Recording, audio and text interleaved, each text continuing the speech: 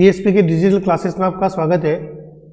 Class 12 physics के अंदर जो है पार्ट नंबर 4 गतिमान आवेश एवं चुंबकत्व के अंदर बायो सावर्ट का नियम हम पढ़ चुके थे। बायो सावर्ट के नियम के बाद हमारे पास उसके बाद आते हैं उसके अनुप्रयोग। तो बायो सावर्ट के नियम के अनुप्रयोग देखेंगे। बायो सावर्ट नियम के अनुप्रयोग। बायो सावर्ट के नियम के अनुप्रयोग की यदि मैं बात करूं तो उसके अंदर सबसे पहला अनुप्रयोग आता है वृत्ताकार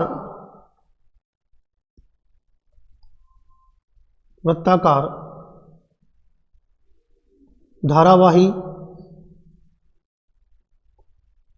कुंडली के केंद्र पर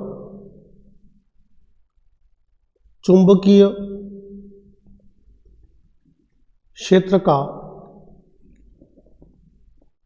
मान ज्ञात करना।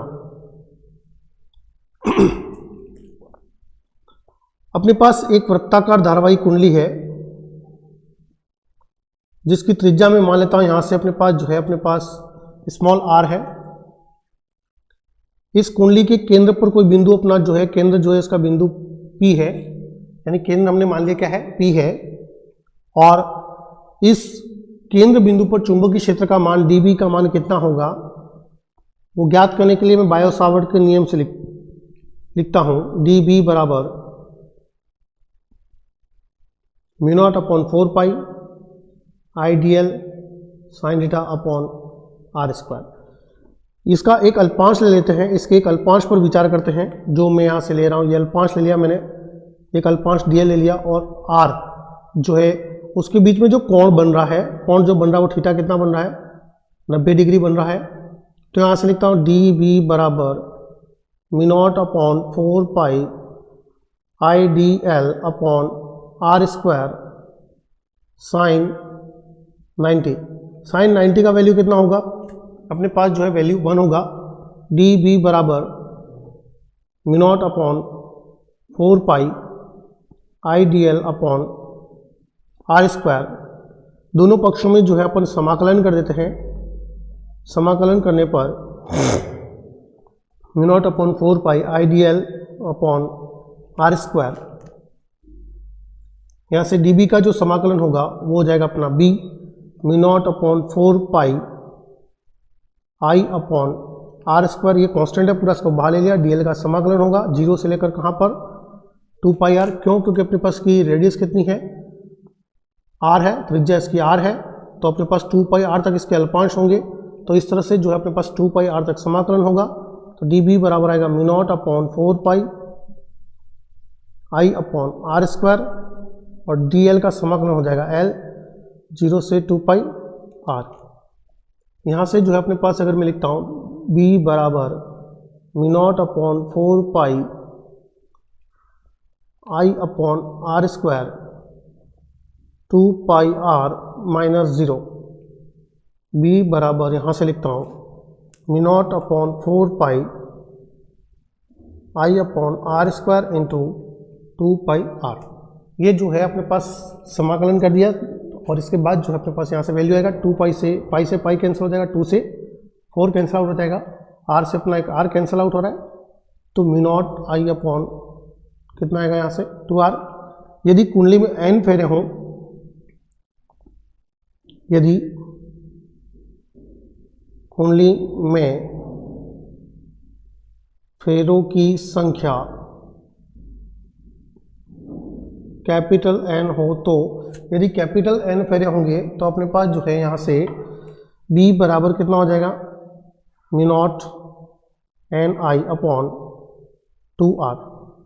यानी n गुना चुंबकीय क्षेत्र क्या हो जाता है, बढ़ जाता है। एक फेरे के कारण अपने पास जो है μ0 I अपॉन 2 पाई r था, तो अपने पास जो है यहाँ पर n गुना बढ़ जाएगा। और b और r में अगर संबंध देखें तो b और r में क्या संबंध है, तो अपने पास b और r जो है एक दूसरे के क्या है व्युत्क्रमानुपाती हैं। जैसे जैसे r बढ़ेगा वैसे से b का मान क्या होता जाएगा, कम होता जाएगा। b व्युत्क्रमानुपाती किसके, r के, या b समानुपाती है 1/r आर के। ठीक है, तो अपने पास वृत्ताकार कुंडली पर एक बार फिर से देखेंगे। वृत्ताकार कुंडली के केंद्र पर चुंबकीय क्षेत्र का मान ज्ञात करने के लिए मैं क्या करता हूँ, एक वृत्ताकार कुंडली ले लिया अपने पास यहाँ से, और उसके केंद्र बिंदु P पर जो है अपन को चुंबकीय क्षेत्र का मान ज्ञात करना है। तो हमने एक अल्पांश लिया, एक अल्पांश की कल्पना कर दी, जिसका अल्पांश dl अल्पांश की कल्पना कर दी, जो r के साथ जो है 90 डिग्री का कोण बना रहा है। तो बायो सावर्ट के नियमानुसार dB बराबर कितना हो जाएगा, mu not upon 4 pi ideal sine theta upon R square. Sine theta का मान कितना है, 90 डिग्री अपने रख दिया। यहाँ से साइन 90 का मान जो होगा 1 होगा, तो dB बराबर जो बचेगा mu not upon 4 pi ideal upon R square. दोनों पक्षों में क्या कर देंगे, हम समाकलन कर देंगे। dB का समाकलन हो जाएगा b mu not upon 4 pi I upon R square, ये कांस्टेंट था, इसको बाहर ले लिया। dl का जो हम समाकलन करेंगे 0 से 2 पाई r तक, और 2 पाई r तक इसलिए कर रहे हैं क्योंकि अपने पास इसके जो अल्पांश होंगे वो इस पूरे परिधि पर होंगे, इस परिधि पर होंगे, तो 0 से लेकर 2 पाई r तक इसके अल्पांश होंगे। dl का समाकलन कर दिया हमने नेक्स्ट स्टेप में, तो अपने पास हो जाएगा l, और लिमिट है 0 से 2 pi r, upper limit minus lower limit, limit रख दिया l की जगह, बाकी एज इट इज है अपना। यहाँ से जो है अपने पास वैल्यू आएगा b बराबर mu not I upon 4 pi R square into 2 pi r। Pi से पाई कैंसिल आउट हो गया, 2 से 4 कैंसिल आउट हुआ, 2 बचेगा। म्यू नॉट आई अपॉन कितना आ रहा है, 2 आ रहा है। और यदि कुंडली में फेरों की संख्या कितनी है, कैपिटल N हो, तो अपने पास जो है b बराबर mu not an I upon 2r होगा। और यहाँ से जो है अपने पास b व्युत्क्रमानुपाती किसके, r के। ये जो है अपने पास यहाँ से वृत्ताकार धारावाहिक कुंडली के केंद्र पर हो गया। उसी प्रकार से दूसरा अनुप्रयोग जो हमारे पास आता है, उसके अंदर दूसरे अनुप्रयोग के अंदर बात करते हैं वृत्ताकार धारावाही कुंडली के अक्ष पर स्थित किसी बिंदु P पर चुंबकीय क्षेत्र का मान ज्ञात कीजिए। बहुत ज़्यादा इंपॉर्टेंट है अपने पास, वृत्ताकार धारावाही कुंडली के अक्ष पर स्थित किसी बिंदु P पर क्या करना है, चुंबकीय क्षेत्र का मान ज्ञात करना है। यानी यहाँ से मैं क्या करता हूँ, अपने पास एक वृत्ताकार धारावाही कुंडली ले लेता हूँ।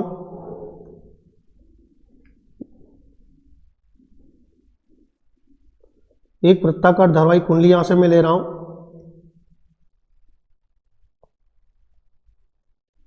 जिसकी त्रिज्या में मान लेता हूं कितनी है, यहां से ये त्रिज्या कितनी है, a है। ये भी कितना होगा अपने पास ये भी a होगा। इसके दो अल्पांश ले लेता हूं, दो अल्पांश ये जो अपने पास ये इसका x y और ये z। इसके अंदर एक कुंडली रखी हुई है वृत्ताकार कुंडली, जिसके अंदर अपने पास जो है वामावर्त दिशा में क्या हो रही है, धारा प्रवाहित हो रही है। और इसके दो अल्पांश ले लिए मैंने dl1 और ये ले लिया मैंने dl2। इसकी बिंदु P से, यहाँ पर कोई बिंदु P है जहाँ पर हमको क्या करना है, चुंबकीय क्षेत्र का मान ज्ञात करना है इस बिंदु पर। तो यहाँ से इसकी दोनों से जो दूरी है वो समान कितनी है, r मान लेता हूँ। यहाँ से ये दोनों दूरी बिंदु P की जो है समान दूरी कितनी है, r है। और इसकी केंद्र बिंदु O से जो दूरी इसकी P की है वो कितनी है, x हो गई। यहाँ से जो है अपने पास जो चुंबकीय क्षेत्र होगा, जो चुंबकीय क्षेत्र है अपना,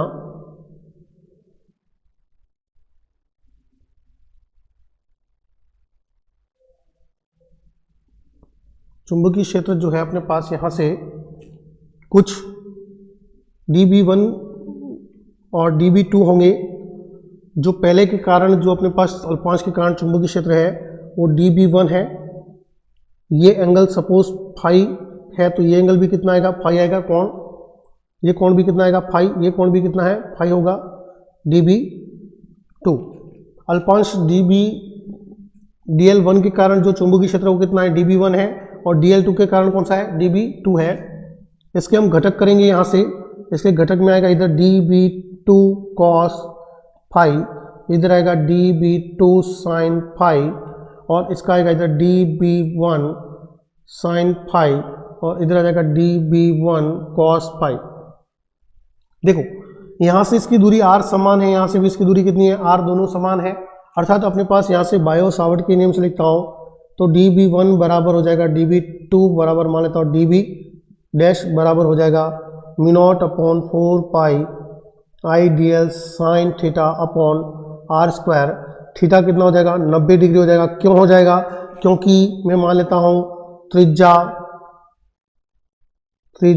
ए लेस देन